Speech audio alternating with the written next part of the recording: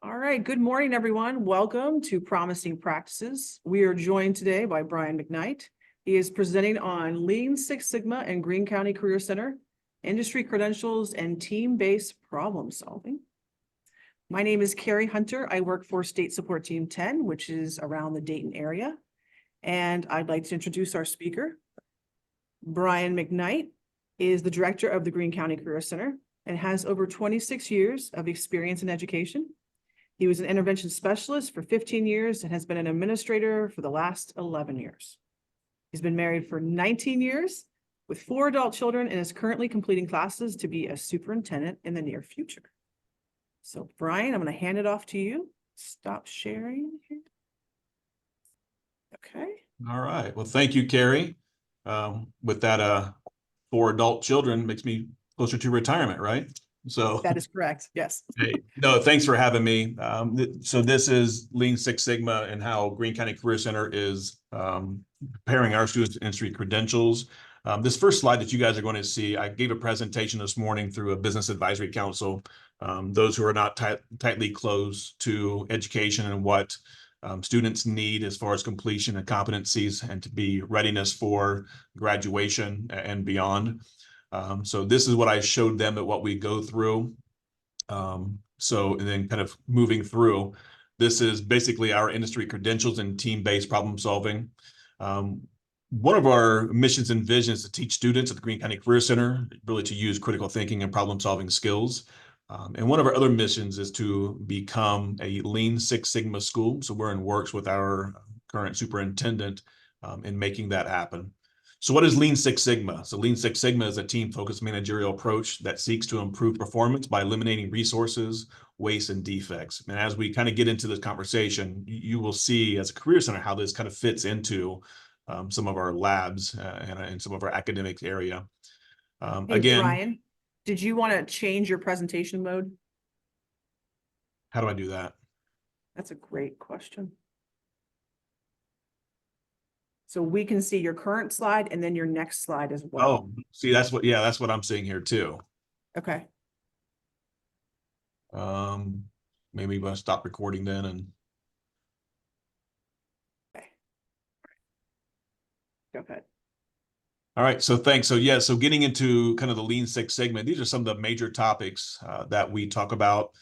When you see the DMAIC, it's called DMAIC, and that's actually Six Sigma. And that's part of that process that we use within our labs with our students and our lab teachers. So what do we do is our objectives is provide students with the basic knowledge and skills provided to be effective team members and problem-solving team, to teach students the Six Sigma. And those are the 5 steps, the DMAIC, define, measure, analyze, improve, and control, and really to understand when and how to use some of the most commonly used problem-solving tools and techniques. And we do this within the planning, strategizing, communication, working with other companies and businesses outside of the classroom. So part of our impact, with that, our students going out doing work-based learning, teach students critical thinking skills and working in teams, whether it's in the lab or whether it's in work-based learning, whatever they do beyond the Career Center in high school. Solve team-based problems and improve process and increase work efficiency within the career tech lab. So Lean Six Sigma itself, off of 3 functions: the yellow belt, green belt, and leadership. So the yellow belt is the instructional course. That's the introduction course that we first start teaching our students. We also, with green belt taking longer, leadership excellence is another we practice during the school year, especially with our seniors. And then you'll get into next year where we implement our green belt into one of our classes in the next school year. So how do we implement Lean Six Sigma? So currently we have 3 certified instructors, 4 total, 3 being administration, 1 being a social studies teacher. So we currently take 2 to 3 day classes. So I'm in charge of all what we call high bays. And those are your kind of hands-on workforce type of trades, construction, welding, automotive, natural resources. And I first focus on all those seniors. So they come in a class with me. We spend 2 days, 3 days max, and teach them really what yellow belt is, and then also going through the Six Sigma process with them. We then move into teaching junior students after we finish all the seniors, because seniors are a priority for graduation purposes and students that need industry credentials. So with these juniors, they take that yellow belt class. That way next year, when we have our green belt course implemented, they can take that. So we will have 2 of those courses, 1 each semester. So this is the 5-step method. This is the Six Sigma. When I meet with students, or when my admin and teachers meet with students, we kind of go through this Deming wheel, the kind of the plan, do, act, and control. So first we define a problem. So when I'm in this class, we talk to students about project scope, and we focus just on what are some of the issues, what are some of the problems that they are facing. One of the major problems is their work area and their tool cages are not organized. So we kind of focus on a hands-on, real world kind of scenario for them. I help them, we go through it, teach them how to measure, then we measure and quantify the problem. Then we identify the cause of the problem, what's causing them to not be as efficient, to not have as much wait time and lost time. So then we put it in action. We improve, we implement, verify the solution, and then we go through and create a control. And a control is basically kind of helping them create a document of, this is the expectations. And I help them understand that, like with their student handbook. You have a student handbook, we've done this, and the control is your student handbook. So that seems to bring it home for them as well. So all students really can benefit from Lean Six Sigma. For us, it's really geared for high school students and older. That's what we're trying to get them work ready. We also try to use it in our special education population. Actually, the Six Sigma part, the DMAIC process, we're looking to implement that into our Career X programs for students with disabilities and on IEPs. Because they, through that, working through the PACE program, they're able to also get some of these skills. Also, it helps some of our special ed populations when they are deferring graduation and going into our labs, they understand and know this as well. So it's been productive so far. So kind of what are some of our next steps? Some of our next steps is to create a course, a green belt course into the curriculum with one of our social studies teachers. It'll be a full year, so a 2-semester course. So each student will take 1 semester. And then we'll rotate out for another group in semester. Next year is only going to be a senior only course, because we're currently training our junior students who will be seniors next year, so they can apply for it. Right now, there's got a lot of interest in it. We have currently both courses that are currently full in doing that. And then kind of some of our next steps is to, I've reached out to a lot of our lab. So far, I have received 12 lab teachers who want to embed Lean Six Sigma into their course. That way they can teach it, it's built into the curriculum, and they can see the fruits of their labor throughout the rest of the school year. So they can implement it, they can measure it, they can control it, and kind of just create a consistency there. And again, part of wanting us to do is become a Lean Six Sigma school, where all of our teachers at some point have some type of training in Lean Six Sigma, and just really help create better critical thinking students. So that's kind of what we do at the Greene County Career Center. This is the first year that we've done this. We've learned some things along the way. I think right now we've had about 60 seniors who have taken advantage of it, because those 60 seniors may not have found a graduation pathway. Since we do industry credentials, it was 1. Quite a few of our seniors have a hard time passing the end of course exam. So this has been really helpful. And to date, outside of those 6, we've taught the yellow belt in leadership to 186 students.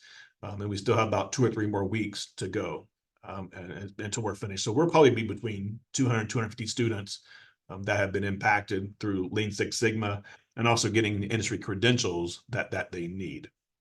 So does anybody have any questions? I do. Good, Carrie. So being an administrator and having had that training, how was that helpful with progressing through how you wanted this to be implemented in your building? Do you feel like it was a real asset that you got to be trained? Yeah, it was an asset. 2 years ago when I received here, there were some things that we sat down as an admin team and saw there has to be a better way of doing some of these. And for example, one of the methods we actually Lean Six Sigma was our parking lot.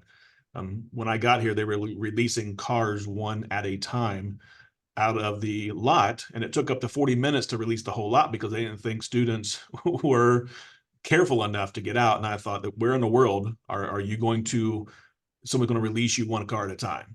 And we did that, had student input. In about a month after we, kind of defined, measure the problem, and went through the whole process, the Six Sigma process, we're able to cut that time from 40 minutes down to 12 minutes, getting students off property because they had to either get to extracurriculars, had to get home to watch a sibling or go to work. So that part has been really valuable for us. Students really found it kind of interesting. Like I said, we have our classes full for next year because they wanted more. And we've even allowed them to say, hey, what are some of the things in the high school that you think that you can Lean Six Sigma and make better as far as a process? That way we can help you own your education a little bit more. So we've loved it. It's been definitely valuable. One of the reasons we want to get more of our staff trained, because they can control it better. And two, as an admin, we are just so busy that we do book time throughout our year to make sure this happens. But it's not a huge undertaking once you know the curriculum and content. I think the most work comes in is going through the DMAIC process, defining, measuring, improving, analyzing, and then controlling the work, make sure that you get repeated expectations all the time. So we like it. And plus it gets us back in the classroom. And that's good feedback, because that's one of the questions is oftentimes there's not an opportunity for an administrator to learn about a credential in that way. So hearing the positives, that'll help, people decide if maybe that's a path they want to go. Okay. Yep.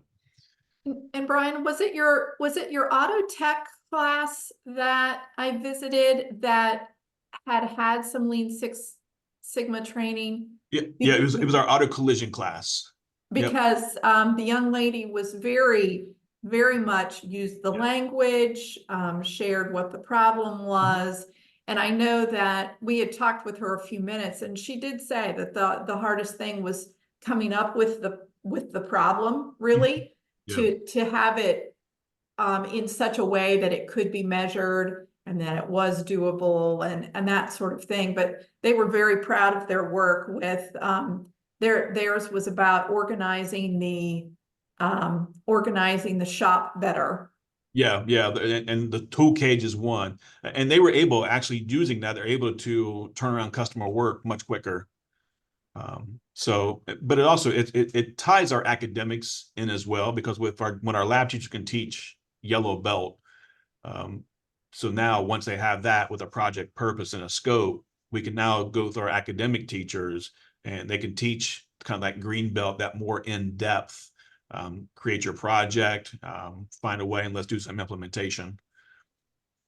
Is your hope that you get more buy-in? Like you said, you had several staff members that were going to go through the training. Is the hope that as more and more lab teachers have that experience and the kids have that experience, that you'll get everyone? Do you have to have everyone trained to be a Lean Six Sigma school?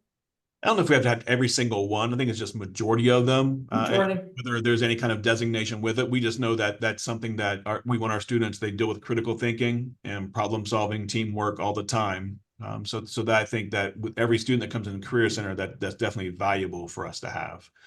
Even throughout my teaching, I've had several lab teachers, because it was during a time where most of them had a break. They can come in and sit with the students and pick up and learn. And that's where they really were asking, can we do this without me even having to beg and plead for them to do it? The kids are, once they're finished with us, they're going to the labs and saying, hey, let's just focus on these. So I've seen kids actually try to go in and organize their tool cages, organize their workspace and the ideas that they've come up with it, which is really neat. Yeah, that's what you want out of that kind of learning. Yeah, and it's proof that they were paying attention. So what we typically do, and we might do it differently. So I would print out a packet for every kid. That way, some of them that need that textile learning. So I might just give them an option next year, either if you want a practical handout, or we'll share the slides with you. But yeah, it's been a great experience.